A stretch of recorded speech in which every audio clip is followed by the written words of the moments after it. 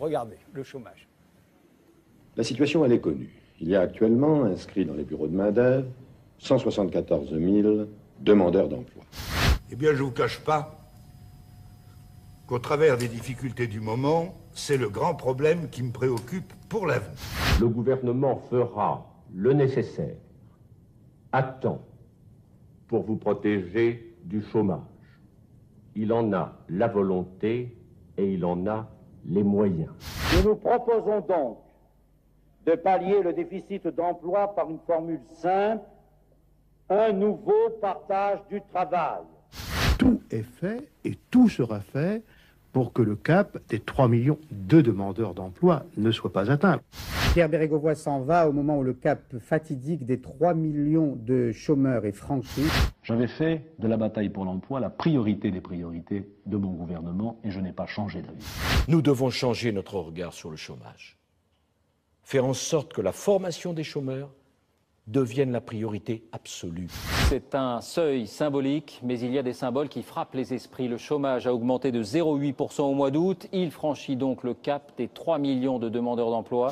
Nous allons tout faire, le gouvernement de Jean-Marc Ayrault et moi-même, pour endiguer, puis ensuite faire reculer le chômage. François Asselineau. Je me demande un peu où je suis tombé, en fait. Donc la question qu'il faudrait quand même se poser, c'est qu'est-ce qui se passe? Et c'est ça que les Français se posent. Qu'est-ce qu'il se passe? Ce qu'il se passe, c'est que nous avons perdu tous les moyens pour protéger nos emplois. Il y a un article qui s'appelle l'article 63 du traité sur le fonctionnement de l'Union européenne qui interdit toute restriction aux échanges de capitaux, de marchandises et de services et donc qui notamment est le feu vert généralisé pour les délocalisations. Alors Monsieur Montebourg en est réduit à faire des moulinets, puisqu'il y a cet article 63 qui lui interdit d'interdire aux entreprises de délocaliser.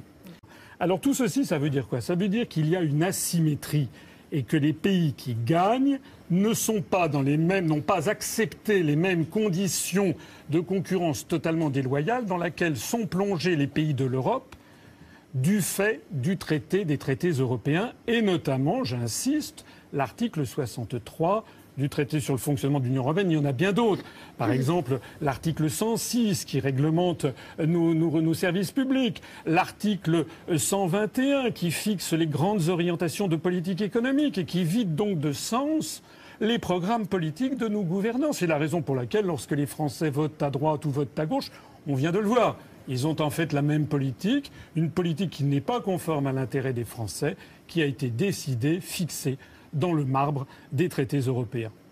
Une vague de plans sociaux, Petroplus, Florange, Conforama. L'annonce du groupe Sanofi de supprimer 900 postes d'ici 2015. Le gouvernement affirme être intervenu pour limiter l'ampleur du plan social. Castorama, la chaîne de magasins de bricolage, ce pourrait être le nouveau nom à ajouter sur la longue liste des plans sociaux. Le gouvernement se retrouve confronté à la décision inflexible apparemment d'ArcelorMittal de fermer les 2 hauts fourneaux de Moselle.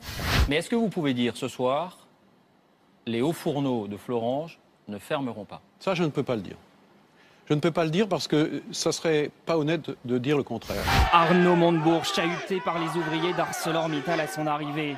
Et d'emblée, le ministre douche les espoirs. Mittal ne semble pas vouloir conserver les 2 hauts fourneaux de Florange.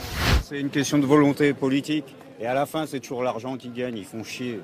Franchement, il y en a marre. Je ne suis pas contre le principe du libre-échange. Je dis simplement que toutes nos politiques ont disparu, que tout a été transféré à des oligarchies non élues. Et donc je dis que la première chose qu'il faut faire, c'est rendre aux Français la possibilité de décider des politiques qu'ils veulent.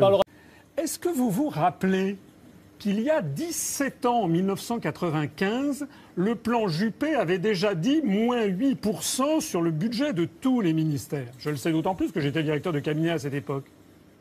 Ça fait au moins 17 ans que tous les gouvernements, les uns après les autres, taillent dans les dépenses budgétaires. Et le résultat, c'est quoi? Le résultat, c'est qu'on n'a jamais eu autant de déficit et que la dette ne fait que s'accroître. Je rappelle que M. Sarkozy, que M. Baveret a soutenu, s'était fait élire sur le thème qu'il allait faire diminuer l'endettement public. Il laisse 600 milliards d'euros supplémentaires d'endettement. Donc le véritable problème, c'est que ce TSCG est une absurdité. Poser par un traité l'idée qu'un État ne va plus faire de déficit, c'est à peu près aussi crédible que s'il y avait une loi qui imposait à Météo France de dire qu'il ne pleuvra plus. Ça n'est pas uniquement du fait de la décision des politiques, ça résulte aussi du phénomène économique, de la croissance qui ne se décrète pas. François Asselineau et Sophie Vaniche. Oui, Frédéric, qu'est-ce que vous pensez si vous êtes malade, vous allez voir un médecin et puis votre maladie s'aggrave et à chaque fois que vous allez voir le médecin, il vous dit « Ah ben je me suis trompé dans l'ordonnance précédente, il faut que j'en fasse une autre ». Ce sont les mêmes qui vous ont dit que le traité de Maastricht était formidable, qu'après on dit non, il y avait un petit défaut, on va faire le traité d'Amsterdam, et puis après non, en fait c'est le traité de Nice, et puis après ça non, c'est la Constitution européenne, bon sang c'est le traité de Lisbonne, maintenant c'est le TSCG, et ça va encore pas.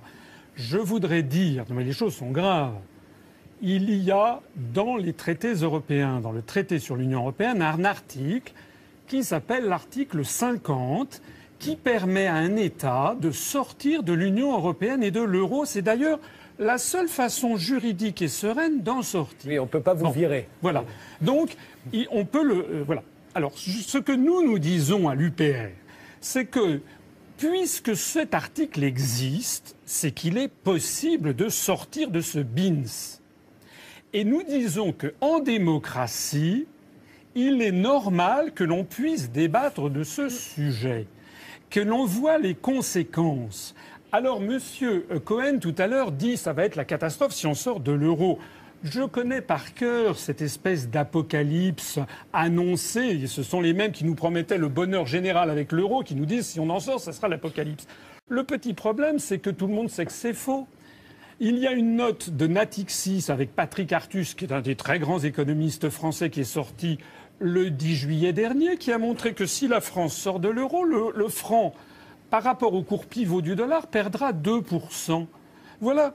Et le nouveau marque gagnera 18%, et puis la lire italienne perdra 12%. C'est beaucoup plus raisonnable. Je voudrais aussi insister sur d'autres éléments. On nous dit, mais si vous sortez de l'euro, vous allez être isolé. Mais on ne sera pas du tout isolé. On sera toujours membre permanent du Conseil de sécurité des Nations Unies. On aura toujours 271 représentations diplomatiques à l'étranger. Et au contraire, les peuples en Amérique latine, en Afrique francophone, au Moyen-Orient, en Russie, seront contents de retrouver une France qui aura échappé à cette espèce de glacis géopolitique sous tutelle de l'OTAN et sous tutelle de l'Union européenne.